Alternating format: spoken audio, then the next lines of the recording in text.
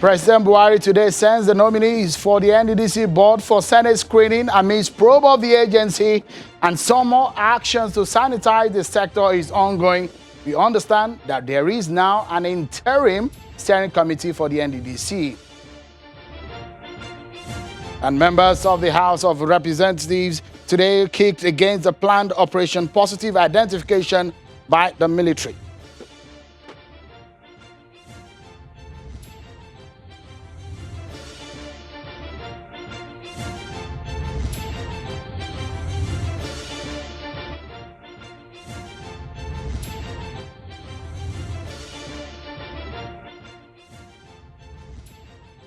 Hello, everyone, and welcome to the program. This is Politics Today, live on Channels Television.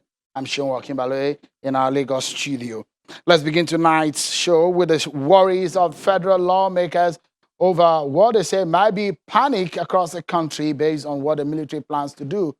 And today, the members of the House of Representatives are asking President Muhammadu Buhari to call off the planned Operation Positive Identification exercise of the Nigerian Army. In a motion raised by the House Minority Leader Ndudi Elumelu as a matter of urgent public importance, the lawmaker expressed worry that the exercise will instill fear in the heart of Nigerians. The lawmaker argues that the operation will strip Nigerians of their constitutional guaranteed freedom of movement and instill fear, anxiety, and panic in the entire polity. He says the nationwide operation would amount to an indirect imposition of a state of emergency across the country by the army. Let's check out some other political stories we have for you.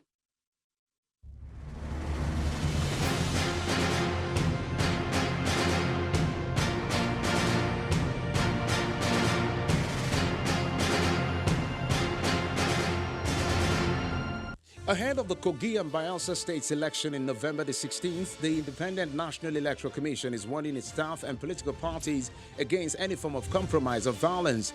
The INEC chairman, Professor Mahmoud Yakubu, requests the political parties to avoid the use of hate speech and attacks on their opponents as they conduct their campaigns.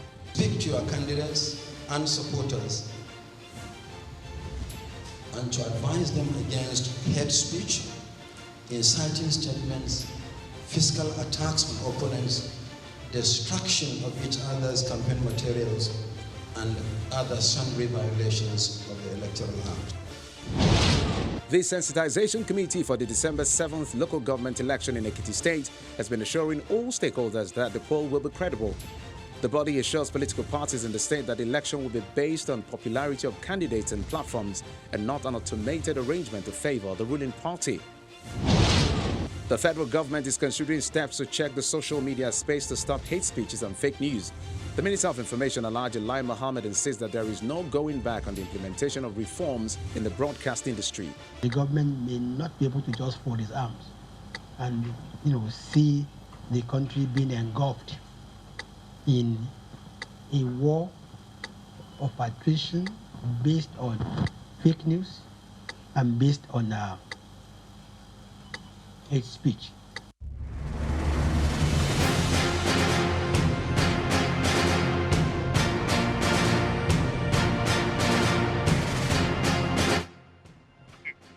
Thank you so much, everyone, for staying with us. So let's begin tonight's program. And it's about the Niger Delta region. That's the nation's cash cow, where the nation gets the mainstay of its economy. Today, the Senate says it has received a formal request from President Buhari for confirmation of the appointments of 16 nominees of the board of the Niger Delta Development Commission, NDDC. The request was contained in a letter dated October 18, 2019, and addressed to the President of the Senate, Ahmed Lawan. The nominees for the confirmation are Dr. Pius Odubu from Edo State, who will be screened for the position of the chairman of the NDDC, Mr. Bernard Okumagba from Delta State, for the managing director, Engineer Otobang Endem from Akwa Ibom State, Executive Director Project, Maxwell Okobayelsa State, Executive Director, Finance and Administration, Mr. John Zerue from Delta State, Chief Victor Ekato from Edo, and Dr. Joy Imebe Nune from Rivers State. A few weeks ago, the president said to some of the governors of the South that he will be probing the money spent over the years in the region allocated to the NDDC. We understand that a forensic audit of the region is in the pipeline. But tonight, we are also getting a news that from today, that there is now a steering committee that has been inaugurated by the Minister of the Niger Delta Affairs, Senator Godswill Akpabio. That committee is to be headed by Dr. Joy Nune, who is going to be acting as the acting MD of the NDDC, pending when the screening of the nominees are sent by the president is approved by the Senate. Dr. Cairo Ojugbo is the second man on that steering committee. Is going to be the acting director of projects, and Mr. Basi Etang, acting executive director of finance. Those three persons will steer the affairs of the NDDC. Let's speak to the minister tonight on the program, Senator Godswill Akpabio. He joins us from our Abuja studio. Thank you so much, Honorable Minister, for coming tonight on the program. Let's speak to perhaps what is coming as a breaking news, the steering committee that you have inaugurated. What brought about that idea, and why are you bringing it up at this time?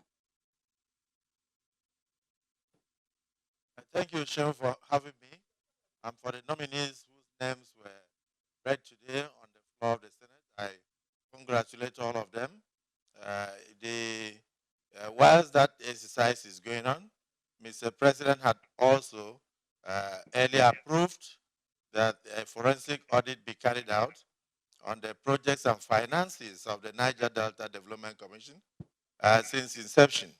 It is the general opinion of all, not just that of the presidency or that of the ministry, and that the Niger Delta Development Commission had not totally lived up to expectation because of the fact that the quantum of monies that had entered into the commission were not commensurate with the development seen in the Niger Delta region and the projects that are visible on ground for all to see, even in terms of human capital empowerment. And so Mr. President is delighted that, yes, a new board is coming, but in the meantime, there is need for us to leave a level playing field and leave an ambience for the new board to come and work. And therefore, he has approved that an interim management committee, IMC, be constituted, a three-man committee to run the affairs of the Niger Delta Development Commission until the auditing process is concluded. And it's only after the auditing process has been concluded that the new board will be inaugurated.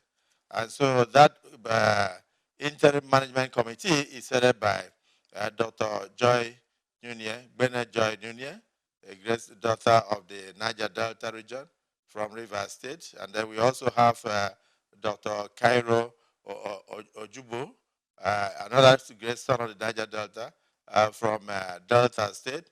And we have Dr. Ibanga, Mr. Ibanga Etang, as Executive Director in charge of Acting Executive Director in charge of Finance. So the three-man interim management committee will take over from the acting most senior director, Dr. Enya, who had been piloting the affairs of the commission since the last interim committee was dissolved by Mr. President. And of course, that takes effect from today. They will be there to oversee the forensic exercise so that the new board that will be inaugurated in future will have unhindered, unencumbered, and completely brand new NDDC to work. And so this management will stay in place until the exercise is concluded.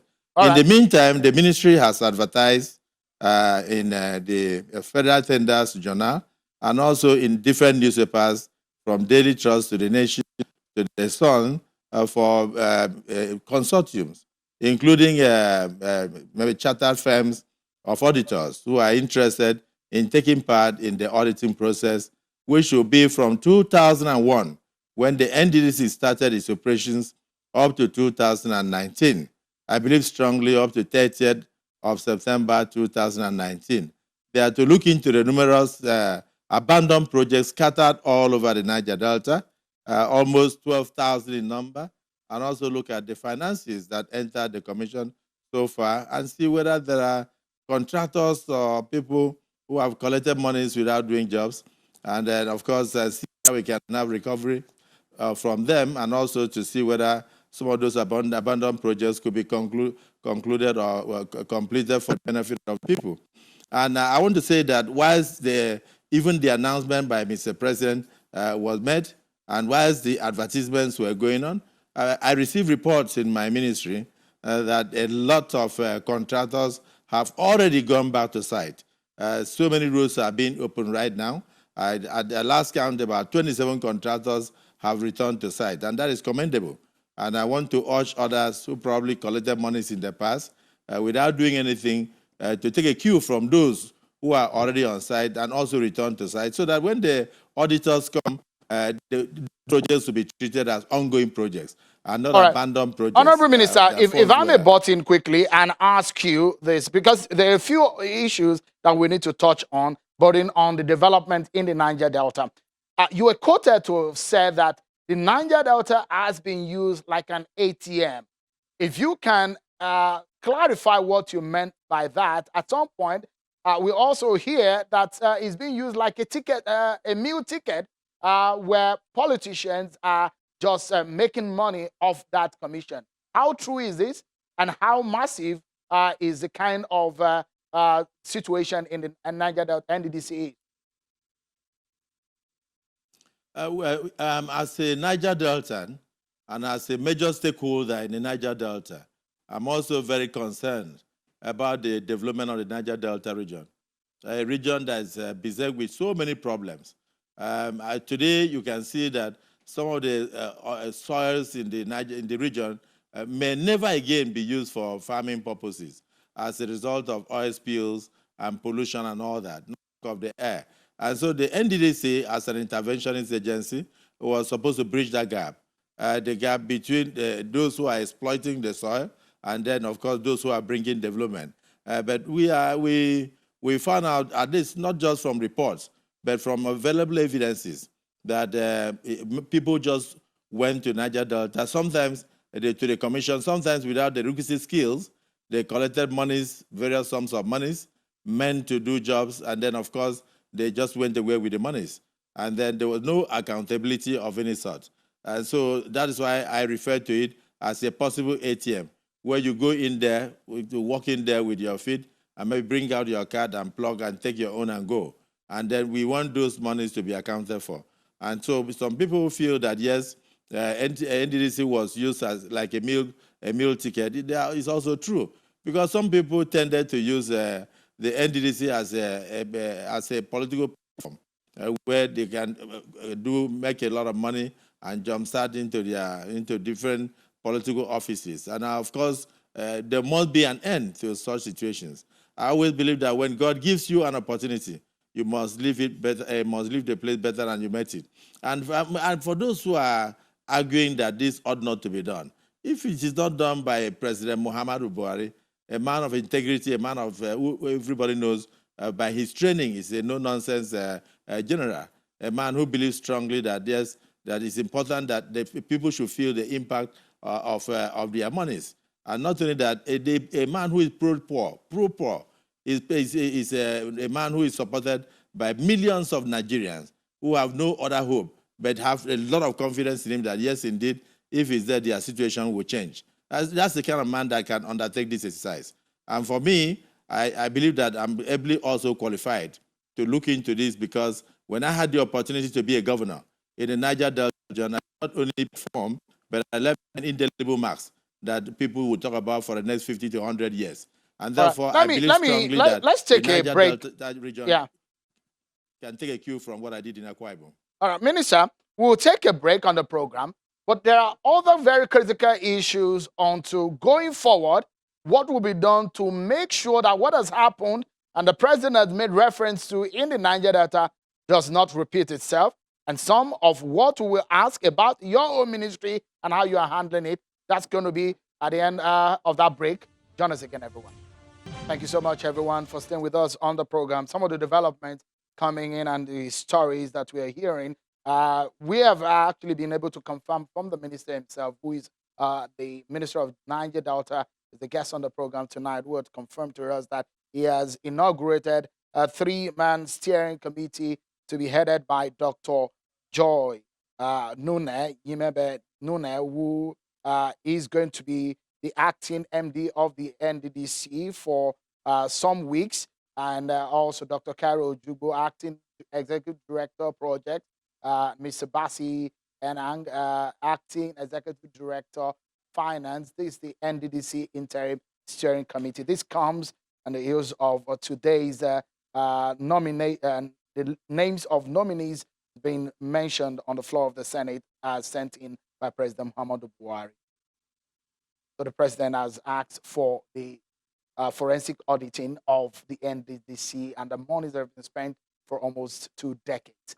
The Minister of Niger Delta Affairs, Senator Godswill Akpabio, has been speaking to us from our studio. Let's get back to him. We have a few issues within the remaining few minutes that we have on the program.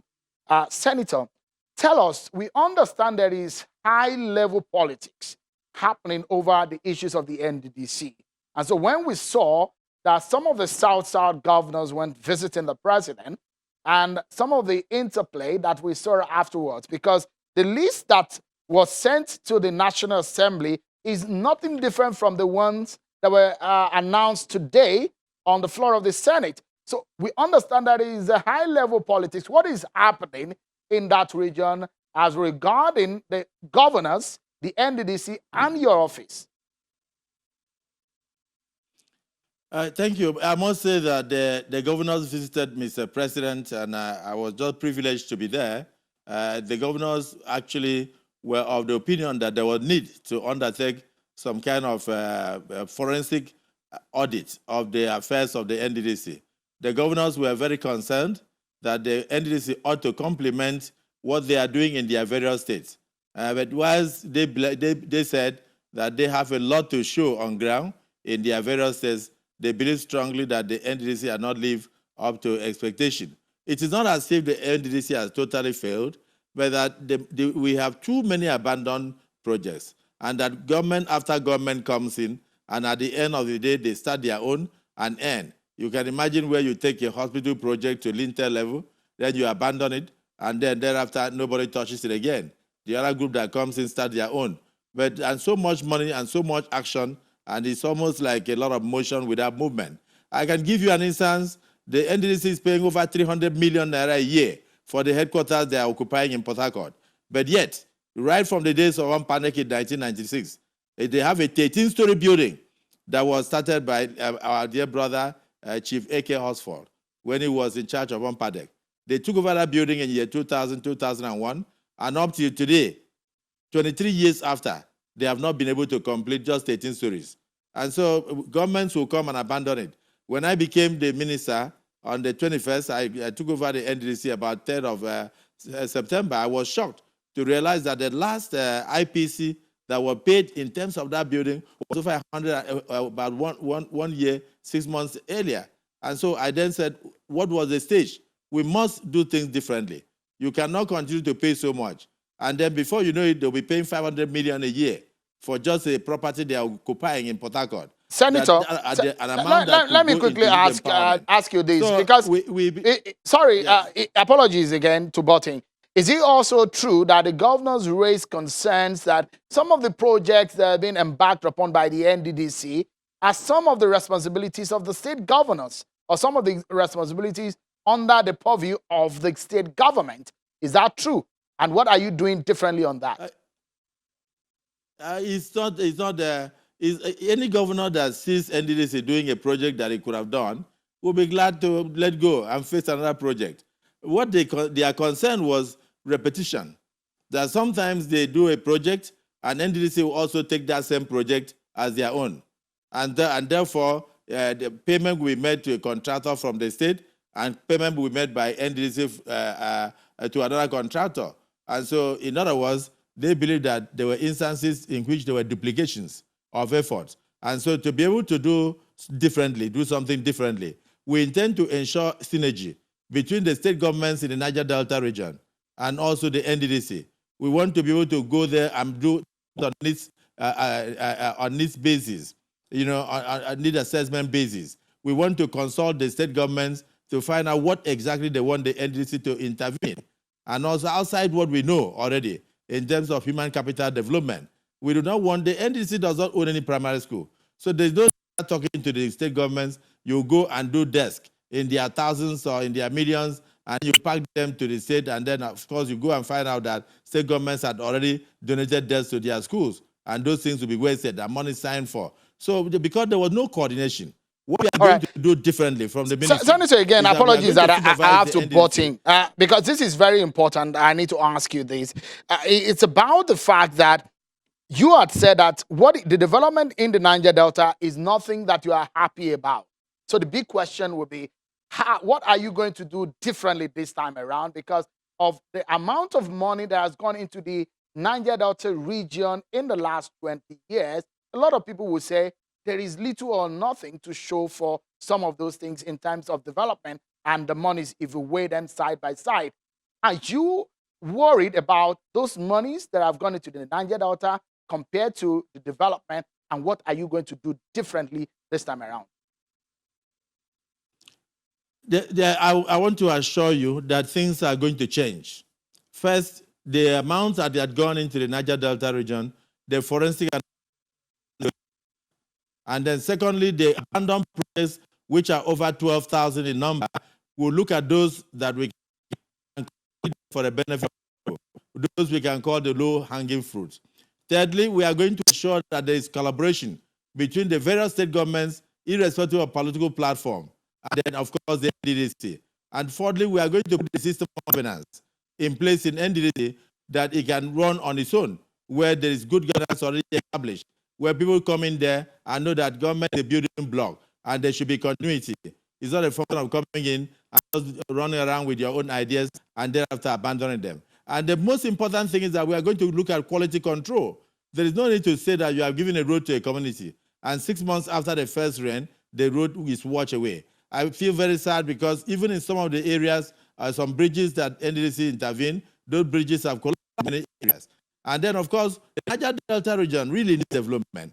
We need access roads. If I had the money, and if I were to be the managing director of NDDC, and if, of course, I'm now the minister of the Niger Delta, I would like to see NDDC embarking on something like 80 kilometers of quality roads per state. And if you do that, you are going to leave the Niger Delta region. All right, I'm afraid we're out of time, Honorable Minister, and we need to go. But if you can help me on this, this I like you to just mention in one sentence, is about the cleanup of the Ogoniland. This has come on for several months now. What is happening in just a sentence, and how far with that? That is totally on course. The leadership of the Minister of Environment and the hybrid program is on course. And I'm also a member of that committee. We are pushing it, and I assure you that a lot of efforts have already been made. And the donor partners are up to the task. So it's on course. Even from my ministry, we are doing a lot of remediation work in areas outside of Ogoniland that we can claim land for the people. So we must leave it at that, Honorable Minister for the Niger Delta, Senator Minister Akpabio, and the former governor of Akwa Ibom said, thank you so much for talking to us tonight on the program. But that's our beat tonight on the program. Thank you so much, everyone, for watching. I'm Chinua Kimale. Bye-bye.